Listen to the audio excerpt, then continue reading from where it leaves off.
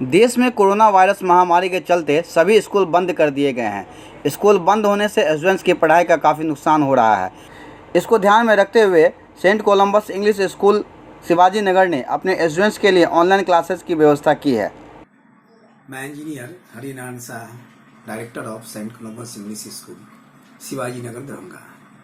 जैसा कि हम सभी वर्तमान परिस्थिति से अवगत हैं, आज ना सिर्फ हमारा देश बल्कि पूरा विश्व कोरोना वायरस की चपेट में आ गया है।